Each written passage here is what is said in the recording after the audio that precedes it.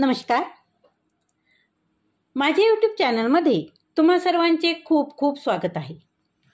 आजच्या व्हिडिओमध्ये आपण पाहणार आहोत एक सुंदर असा लेख. शीर्षक आहे आपुले मरण पाहिले म्या डोळा.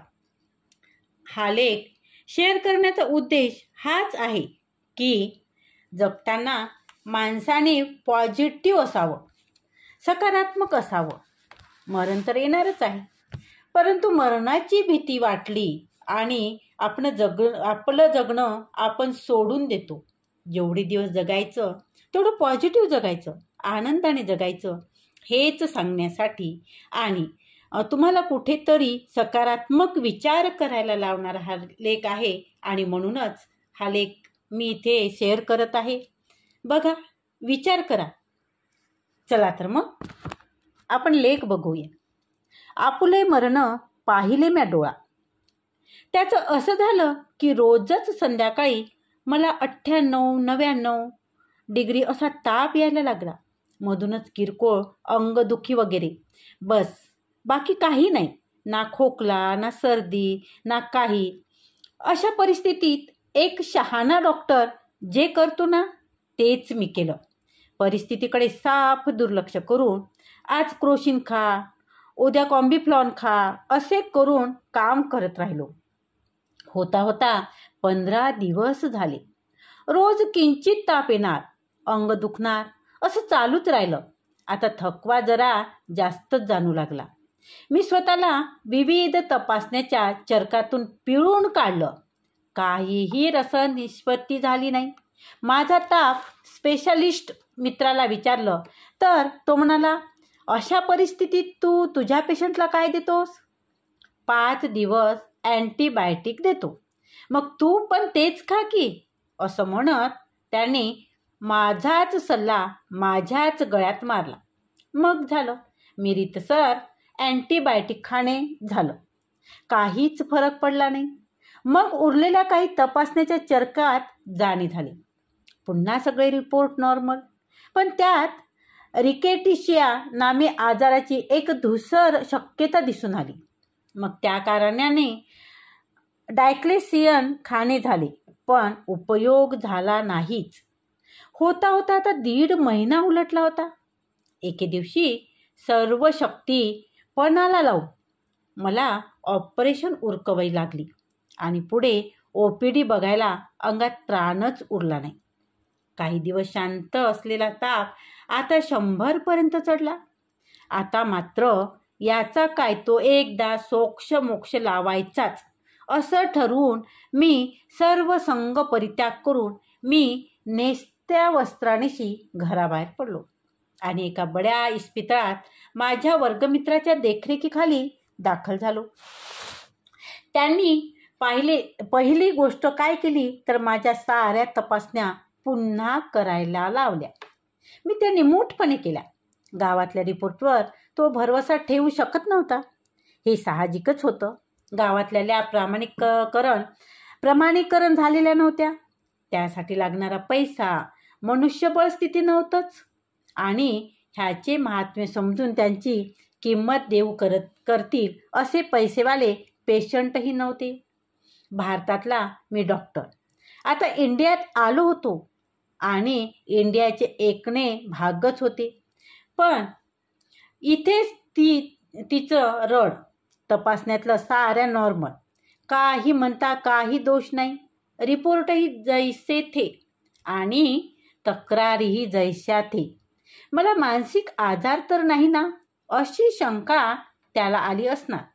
पण ताप तर थर्मामीटरवर दिसत होता आणि अंगदुखी, थकवा माझ्या चेहऱ्यावरच दिसत होता.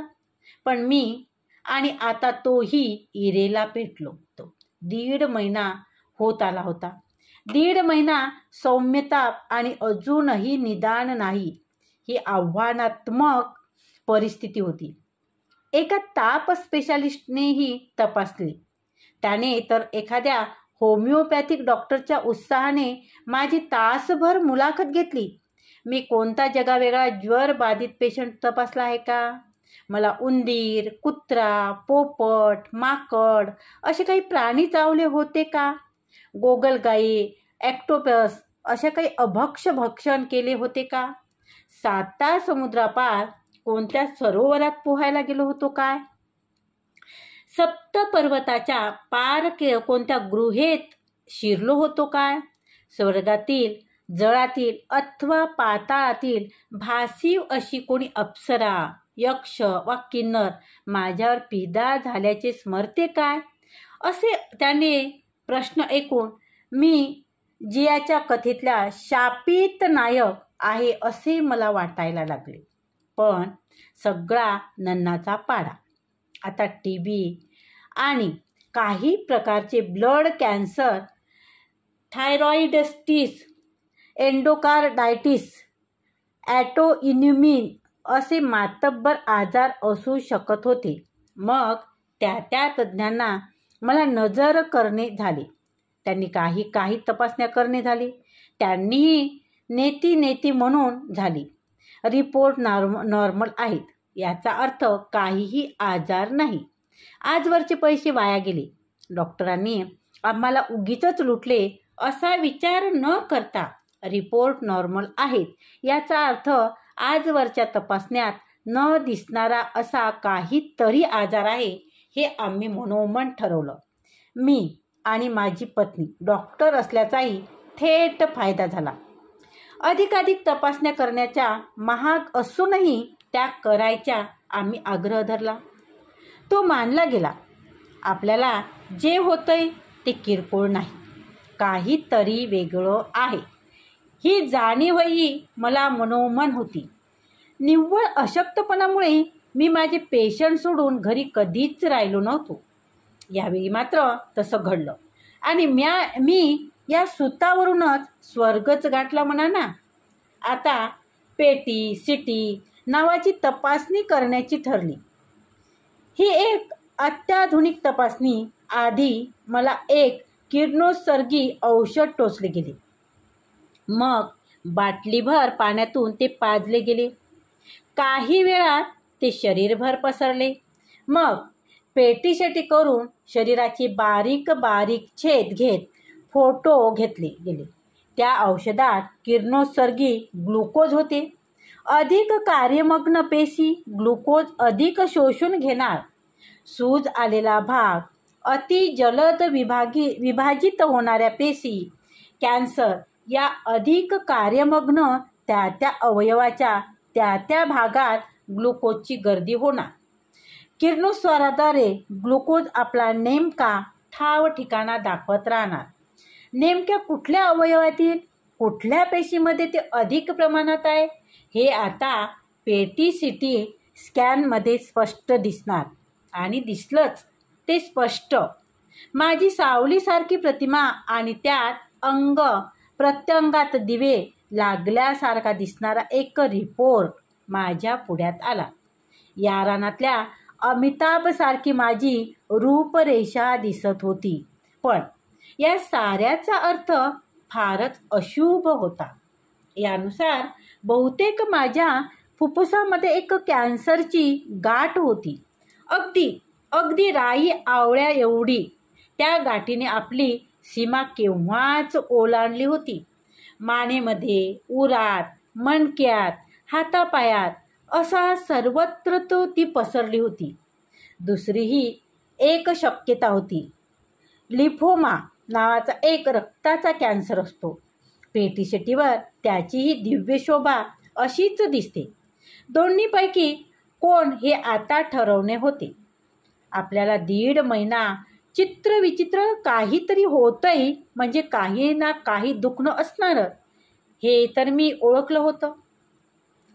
पण अशा परिस्थितीत सर्वांचे लाडके निदान म्हणजे TB. हे महाशय केव्हा कोणते रूप धारण करतील काही सांगता येत नाही. काही शोध लागत नसेल तेव्हा बेल्याशेक TBला लावावेत. काही सांगता येत नाही, काही शोध लागत नाही, त्यामुळे मणक्यात किंवा अन्य कुठेतरी सांदी कोपऱ्यात TB सापडेल अशी मला आशा होती आणि हाच सापडावा अशी अभिलाषा होती. असं असतं तर काही महिने औषध घेऊन हे शुक्ल काष्ट संपले असते. रक्ताचा कॅन्सर असेल अशीही एक शक्यता होती. पण तसेच उघडपणे मी पत्नी डॉक्टर रुपालीला किंवा तिने मला बोलून दाखवले नव्हते.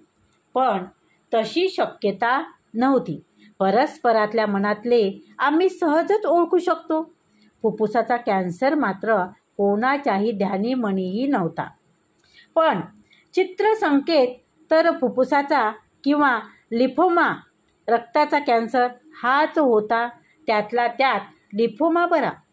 पण आता निदान पक्के करण्यासाठी कुठून तरी या कॅन्सरच्या चिमणीच्या दातांनी तुकडा तोडायला हवा होता. मानेतली गाठ ही त्यातल्या त्यात सहज फ्राय होती. तिथला तुकडा काढून तपासायला पाठवायचे ठरलं.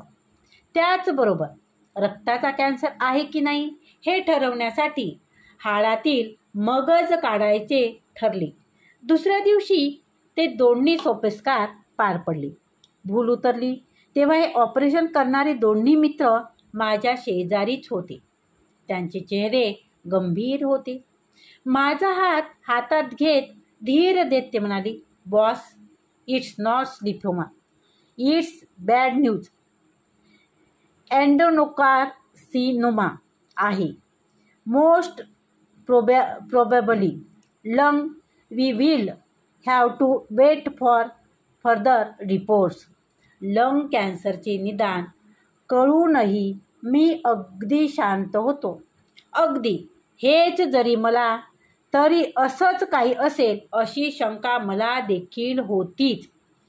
प्राप्त परिस्थितीत भिडण्याशिवाय दुसरा काही उपाय तरी होता का? तो सांगत होता ते ऑपरेशनच्या वेळेला झटपट म्हणून केलेलं तात्पुरतं निदान होतं. काही रिपोर्ट 3-4 दिवसांनी उपलब्ध होणार होते. खूप सखोल आणि सविस्तर तपासण्या करणे गरजेचे होते. त्या करायला तब्बल 15-20 दिवसाचा कालावधी लागणार होता. त्यातून कॅन्सरचा प्रकार, प्रसार आणि विकार लक्षात येणार होता. नेमके उपचार आणि यशापयशाची संभाव्यता त्यावरच ठरणार होती. हे लक्षात घेता फायर सर्व्हायवल किती हा प्रश्न मी विचारलाच नाही. फायर सर्व्हायवलचे कॅन्सरचे मोजमाप किती टक्के पेशंट पुढे 5 वा अधिक वर्ष जगतात ह्याची आकडेवारी कॅन्सर झालेले डॉक्टर कॅन्सरच्या डॉक्टरला विचारतो तो हा पहिला प्रश्न. मी कॅन्सर झालेला डॉक्टर होतो. माझा मित्रच कॅन्सरचा डॉक्टर होता. पण सध्या हा प्रश्नच गैरलागू होता. प्रथमदर्शनी तरी भविष्य अंधकारमय होतं. पण हे मला कळायच्या आत कितीतरी गोष्टी परस्पर घडून गेल्या होत्या. ह्या साऱ्या मित्रांनी जणू मला दत्तकच घेतलं होतं. साऱ्यांनी एक व्हॉट्सअप ग्रुप बनवला होता.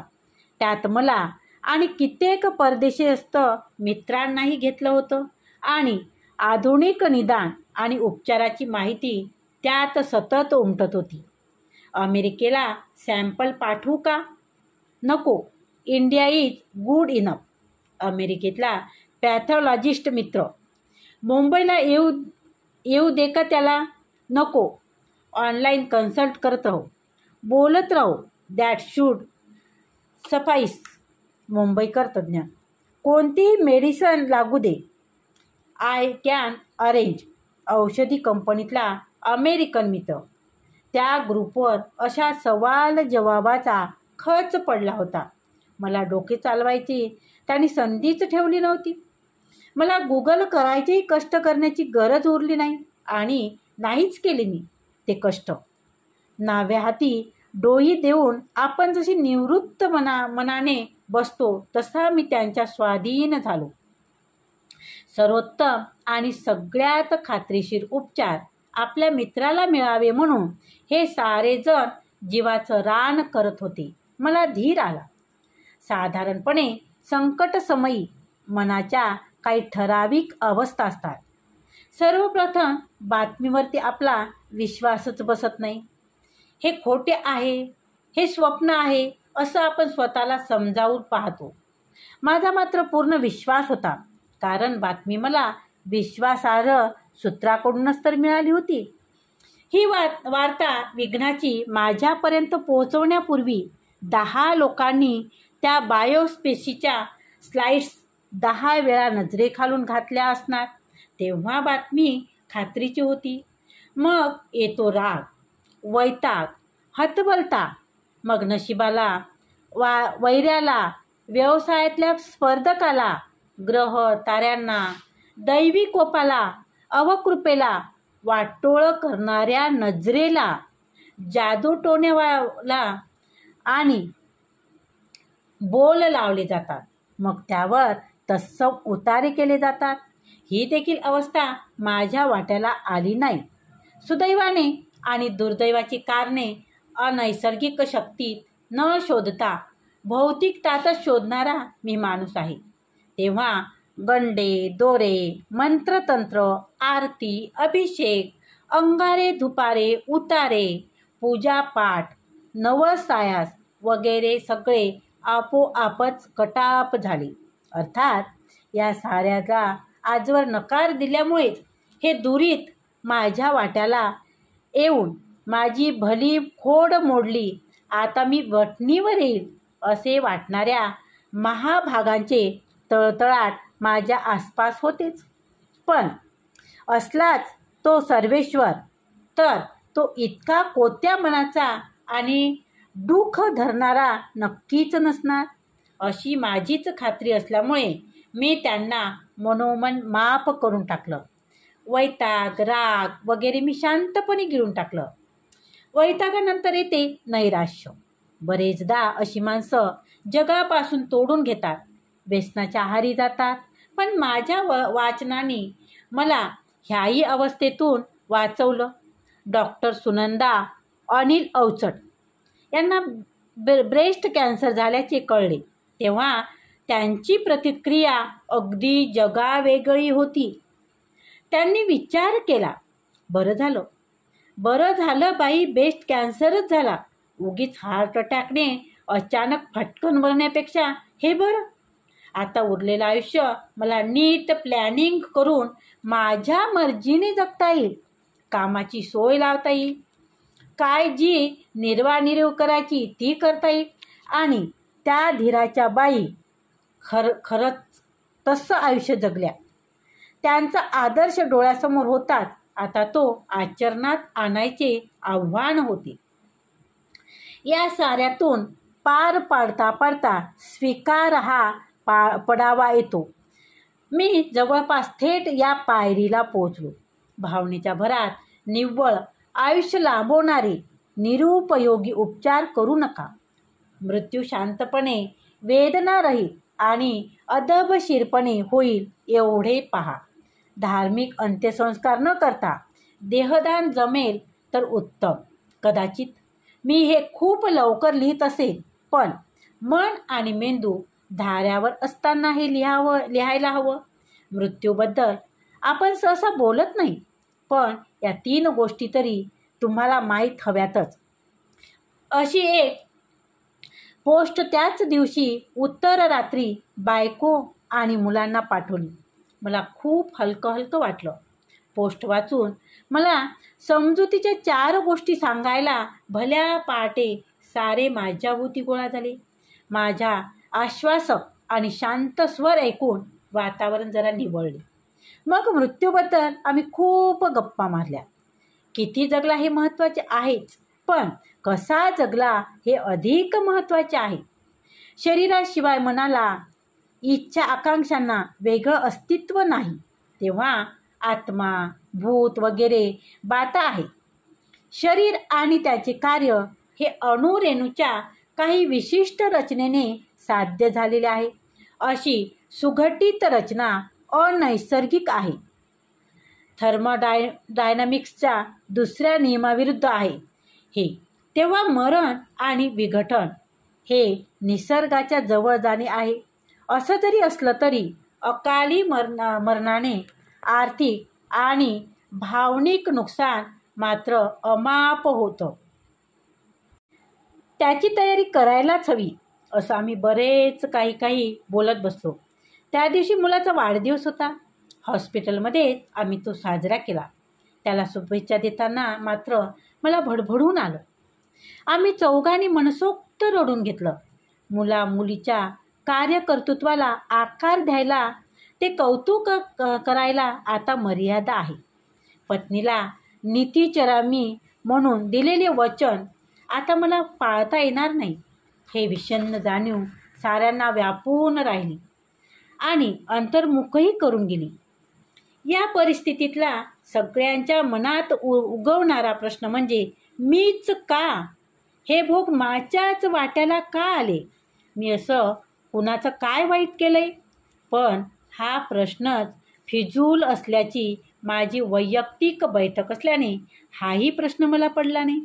जगात भल्या लोकांचं भलं होतं आणि वाईटांचे ताबडतोब वाईट होऊन फिट्टमफाट केलं जातं, असा दैवी न्याय अस्तित्वात नाही. नाहीतर पोलीस आणि न्यायालये कशाला लागली असती? आपल्या आजाराची कारणे आपण स्वतः आजाराचे कारक घटक आणि परिसरातील कारक घटक यामध्ये शोधायचे असतात. ही तर आधुनिक वैद्यकीची प्राथमिक बैठक. हा कॅन्सर काही कोण्या जंतूमुळे होत नाही आणि कॅन्सर होण्या एवढ्या बिऱ्याही मी ओढल्या नाही. अन्यही व्यसन, डायबिटीस, ब्लड प्रेशर वगैरे मला नाही. कॅन्सरचा प्रसाद मिळावा अशा वातावरणातही मी कधी नव्हतो. तरीही मला कॅन्सर झाला याचं कारण स्पष्टच आहे. हे सगळं करूनही कॅन्सर न होणारे काही लोक आहेत. तसंच एकही व्यसन न करता कॅन्सर होणारे काही आहेत. त्यातलं मी. व्यसन आणि कॅन्सर याचे नातं निव्वळ संख्याशास्त्रीय शक्यता दर्शविणारे आहे. इतकं साधं गंगोघासारखं नितं एक्सप्रेशनल उपलब्ध असतात. पापाची टोचणी आणि पुण्याची मोजणी हवीच कशाला? राहता राहिलं माझ्याच जनुकीय कुंडलीतील काही वक्री ग्रह यांनी माझ्याच पेशीमध्ये दुराचार करा असे संदेश पेरले असणार. या दुराचारी पेशींना वेळीच अटकावा करणे शक्य झाले नसणार. परिणामी या पेशी वाढत जाऊन आतून माझे शरीर पोखरत होत्या. मीच का? हा प्रश्न विचारून हाती फारसं काही लागणारच नव्हतं. पण या वाममार्गी पेशीची जनुकीय कुंडली मांडून नेमके उपचार करता येतील अशी एक शक्यता होती. माझा मित्र मला तेच सुचवत होता. नव्या तंत्रज्ञानाने काढलेल्या तुकड्यावर जनुकीय तपासण्या शक्य होत्या. त्यानुसार त्या पेशीत नेमके कोणते जनुकीय दोष आहेत हे समजणार होते. यातील काही दोषावर नेमकी दोषहारक औषधे उपलब्ध होती. ती इतकी नेमकी आणि लक्षभेदी होती की इतर पेशींना ती जराही दुखापत करत नाही. त्यामुळे त्याचे साईड इफेक्ट जवळपास नाहीतच. कधीकधी फक्त एका गोळीवर काम भागतं, पण ही रोज आणि आयुष्यभर घ्यावी लागते. नव्या औषधाच्या वरदहस्ताने पेशंट पुन्हा पूर्ववत आयुष्य जगू शकतो. पण हा रिपोर्ट यायला 3 आठवडे लागणार. माझ्या बारीक तापामागे आणि अंगदुखीमागे हा अंगभर पसरलेला कर्करोग हे कारण होतं तर. पण तोवर काही विशेष न होणाऱ्या मला त्याच रात्री कर्करोगाचा पहिला फटका बसला. प्रचंड पाठदुखी सुरू झाली. मणक्यात पसरलेल्या कॅन्सरचा हा प्रताप होता. प्राणांतिक वेदनेने वर्णन पुस्तकात वाचून ठाऊक होतं, पण अनुभव पहिलाच. काही केल्या माझी तळमळ कमी होईना. पाठोपाठ 4 प्रकारची औषधे झाली. शेवटी मॉर्फिनची मात्रा लागू पडली. मित्र म्हणाला, तुला एवढा त्रास होतोय तर आपण कॅन्सरविरोधी नेहमीच केमोथेरपी चालू करू. नेमका रिपोर्ट आल्यावर नेमकी औषधी सुरू करता येतील. अर्थात मी त्याला राजी झालो आणि केमोथेरपीचा पहिला डोस प्राप्त करता झालो. त्या दिव्यातून पार पडताच मला बरेच बरे वाटू लागले. ताप गेला. अंगदुखीने अंग काढून घेतलं आणि बायकोने माझ्या खाण्यापिण्याचा ताबा घेतला. अगदी इथे इथे बैसरे मोरा, चारा खा, पाणी पी या चालीवर तिने सेवा सुरू केली. त्या हॉस्पिटलमध्ये माझे बरेच डॉक्टर मित्रमैत्रिणी कार्यरत होती. मग त्यांच्या भेटी सुरू झाल्या. चमचमीत डब्याबरोबर खुशखुशीत गप्पा टप्पा आणि खळखळत्या हास्य विनोदांनी खोली दुमदुमून गेली. मित्र मैत्रिणी आणि विनोद या इतक्या उत्तम इम्युनी बूस्टर दुसरा कुठला नसेल. लवकरच मी पडू आजारी मौज असे हे भारी अशा अवस्थेत पोहोचलो. तिकडे गावाकडे वेगळेच रामायण चालू होते. एका चालता बोलता हिंडता फिरता धडधाकट डॉक्टर अचानक अंतर्धान पावला होता. म्हटल्यावर बडे हॉस्पिटल, महागड्या तपासण्या, कॅन्सर अशा अर्धवट माहितीवरून अनेकांनी मला मृत्यूच्या दारात नेऊन ठेवले. शेवटचे आचके द्यायला लागले. मग त्यांच्या दाढीतून मला मागे खेचले आणि मला उपचारासाठी अमेरिकेला पोहोचवले. अर्थात चुकीच्या माहितीवर सगळ्यात उत्तम उतारा म्हणजे बरोबर माहिती देणे. मित्राच्या ग्रुपवर मी सत्य परिस्थिती कथन करणारी एक छोटीशी पोस्ट टाकली आणि गोकुळवासियांच्या शांतवन झाले.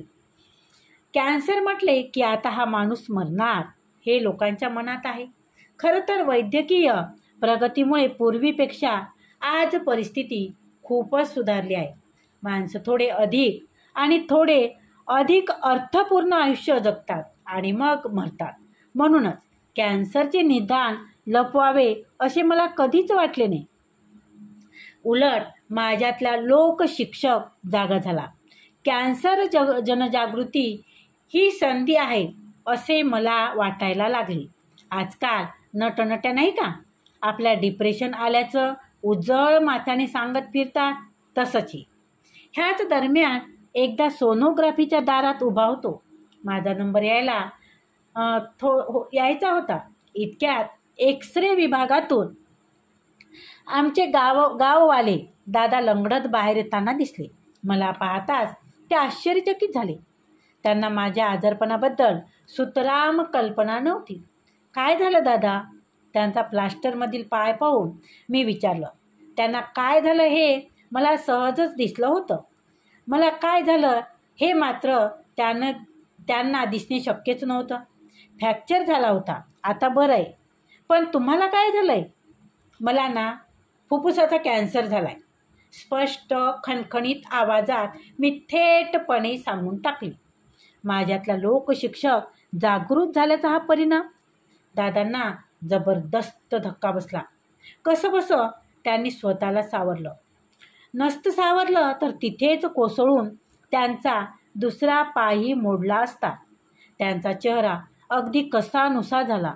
हा प्रश्न आपण विचारला हेच आपलं चुकलं असा अपराधी भाव दाटून आला. धरणी दुभंगून आपल्याला पोटात घेईल तर बरं असं त्याला वाटून गेलं असणार. त्यांना काही बोलवेना. मला शुभेच्छा पुटपुटत गडबडीने त्याने काढता पाय घेतला. मी मात्र लोकशिक्षणातला एक महत्त्वाचा धडा शिकलो. समोरच्याच्या मानसिकतेचा विचार न करता दिलेलं शिक्षण धक्कादायक आणि धोकादायक सुद्धा ठरू शकतं. मग समाचार मंडळींचा आणि फोनचा ओघ झाला. हे बहुतेक सगळे पत्नी डॉक्टर रुपालीने झेलले. मला केमोथेरपीचा त्रास झाल्यामुळे मी बोलण्याच्या परिस्थितीत नव्हतोच. डॉक्टर रुपाली मला फोनवर बोलू देण्याच्या मनस्थितीत नव्हती आणि माझ्याशी थेट बोलण्याच्या मनस्थितीत फोन करणारे नव्हते. माझी तिची आणि आजाराची चौकशी झाली की काही लोक मुद्द्यावर यायचे, प्रेमाचे सल्ले द्यायचे. किवी, नोनी, ड्रॅगन फ्रूट अशी फिरंगी फळं, गवांकूर, दुर्वांकूर, सेंद्रिय गूळ अशी खुळं, हळद, जिरे, मिरे अशी पंचपाळातली अतिपरिचित ब्रोकोली, अक्रोड, केशर असे भारदस्त जिन्नस या साऱ्यांची आलटून पालटून शिफारस झाली. हिमालयातले चमत्कारिक करणारे अनेक बाबा, बुवा, साधू, तांत्रिक, मांत्रिक यांची जादुई आणि चमत्कारिक किस्से झाले. झेन, विपश्यना, योग, मेडिटेशन, मंत्रोच्चार, रेकी, ताईची, हिप्नोटिझम अशा अनेक प्रकारच्या शांतिविधी झाल्या. तुम्ही खूप स्ट्रॉंग आहात हो डॉक्टर. तुमचा पावरच तुम्हाला यातून बाहेर याल. बास, आपण फक्त पॉझिटिव्ह राहायचं, स्ट्रेस घ्यायचं नाही. आणि पॉझिटिव्ह तर तुम्ही आहेच. हेही झालं. इतकी वर्ष रुग्णसेवेचे पुण्यप्रद काम केल्यामुळे तुम्ही यातून तरुण जाणार अशीही खात्री देणारे होते. मित्र, नातेवाईक, परस्पर जप, अभिषेक, ध्यानधारणा, अनुष्ठाने, ज्योतिषी, शांत, अभिषेक वगैरे करत होती. मला प्रसाद, अंगारे, गंडे पोहोचवत होती. त्यांचे प्रेम आणि आपुलकी पाहून माझे डोळे पुन्हा पुन्हा भरून येत होते. वाहत होते आणि वाहतच होते. रीतेच होत नव्हती. आपुलकीचा हा गहिवर पाहून एकदा मलाच गहिवरून आले. वाटलं आता आपण पटकन मरून गेलं तर बरं. निदान लोक आपल्याबद्दल बरं तरी बोलत आहेत, तोवर मेलेलं उत्तम. एवढ्या प्रेम आदराने, कळवळीने माणसे येत होती, भेटत होती, धीर देत होती, सहानुभूतीने दाखवत होती, मदत करत होती, तऱ्हेचे आग्रह करत होती. डॉक्टर रुपाली ऐकत होती. बोलणाऱ्यांच्या भावना सच्च्या होत्या.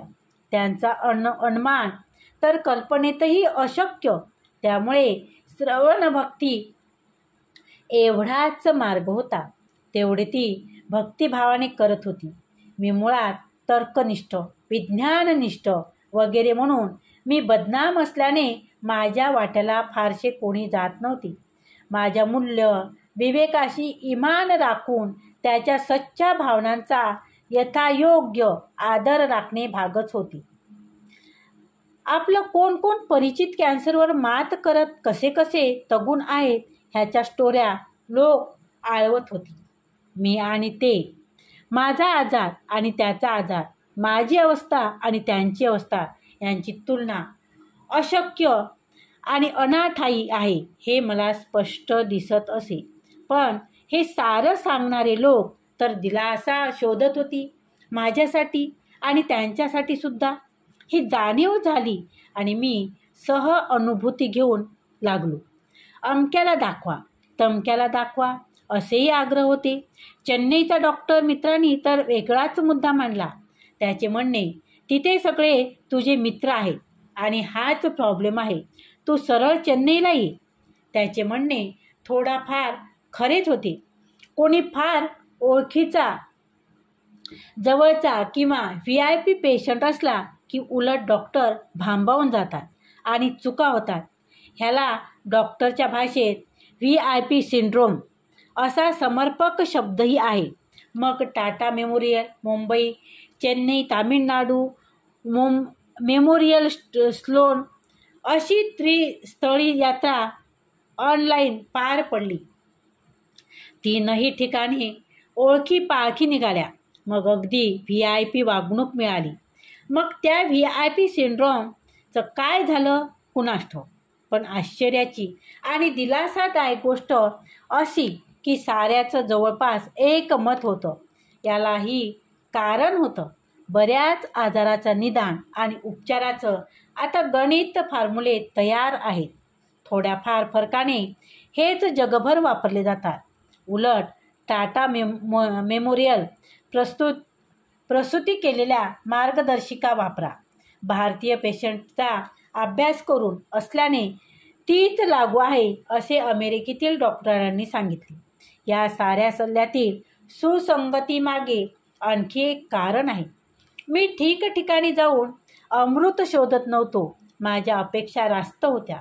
स्वस्त, मस्त, निर्धोक आणि रामबाण इलाज नाही हे स्पष्टच होतं. उपचारांना मर्यादा असणार हे मला मान्य होतं. प्राप्त परिस्थितीत उत्तम काय, एवढाच माझा वस्तुनिष्ठ प्रश्न होता आणि त्याचे उत्तर सगळीकडे सारखेच होते. जगभराचा डाटा आता सतत एकत्र केला जातो, सतत तपासला जातो आणि त्यातून जगभरची मंडळी सतत शिकत बदलत असतात. त्यामुळे असे होणारच. पण बाजारात अमृत खरेदी करायला जाणारे बरेच असतात. गिऱ्हाईक आहे म्हटल्यावर विक्रेता भेटणारच. मग अमृताचे लेबल लावून कोणी पाणी विकतो, कोणी लोणी विकतो आणि कोणी आणखी काही. ऐन उमेदीतल्या मला असं काही होईल ह्याचा धक्का जबरदस्त होता. साऱ्यांनाच. माझा एक डॉक्टर मित्र, मी ॲडमिट होतो त्याचं हॉस्पिटलमध्ये काम करत होता. त्याच्या हातात चुकून माझी फाईल पडली आणि स्कॅनभर साकळलेली ती मृत्यूछाया त्याला पुरती गारद करून गेली. ह्या धुक्यातून सावरायला त्याला अर्धा तास लागला. मग जीवाचा धडा करून तो माझ्या खोलीत आला आणि मला पाहताच त्याला गदगदून आलं. त्याला सावरण्यासाठी मलाच उभे राहावं लागलं. अशी अवस्था अनेकांची झाली. मग थेट माझ्याऐवजी माझ्या पत्नीला फोन, कॉमन मित्राला फोन, नुसताच मेसेज, अशा सुसह्य वाटा अनेक सहृदयी चोखाळल्या. सॉरी, तुला फोन करायला मनच झालं नाही, मित्र म्हणायचा. It's okay, I know. It's not because of lack of cancers but courage. मी, अरे एवढ्यातल्या एवढ्यात कॅन्सर झालेला तू तिसरा डॉक्टर मित्र. काय? हो ना. एकाचा कोविडसाठी CT केला, त्यात चेस्ट क्लिअर आली, पण ॲब्डोमेनमध्ये सिस्पिशियस सँड्रो दिसली. परत ॲब्डोमियन सीट केला तर CA स्वादुपिंडाचा कॅन्सर. दुसरा सर्जन मित्र, त्याची बायको रेडिओलॉजिस्ट, त्याच्या एनेस्टोस्टिसच्या पोटात दुखत होता म्हणून हा बरोबर गेला.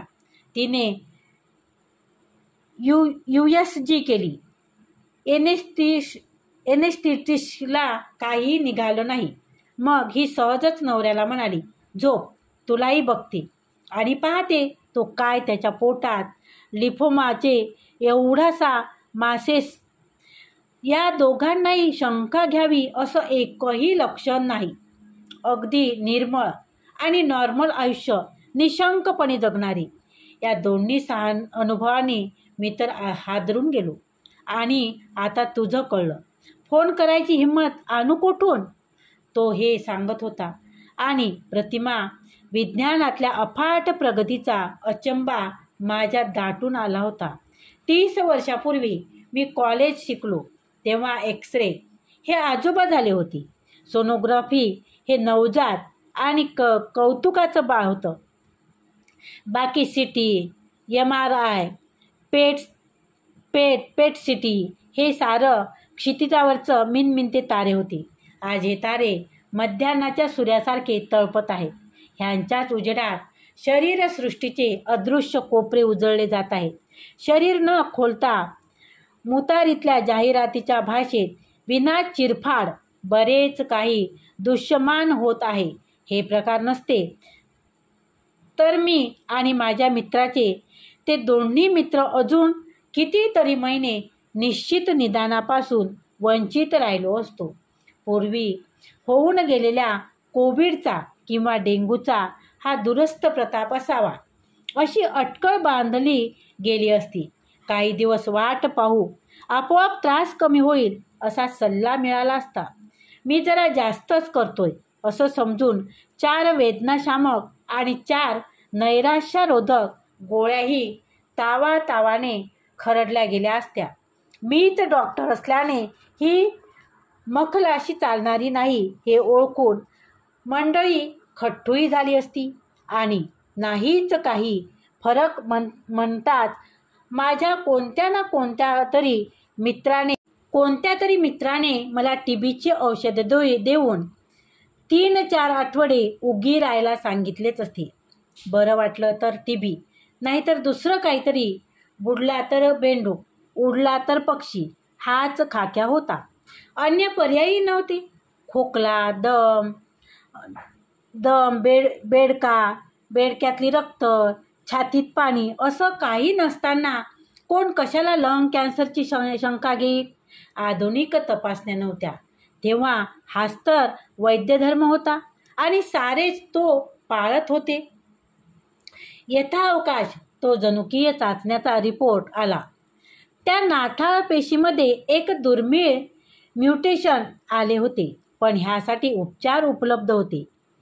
एलेक्टिनिब, लोलार्टिनिब अशी अगदी अपरिचित औषधांची नावे आता माझ्या जिभेवर रुळू लागली.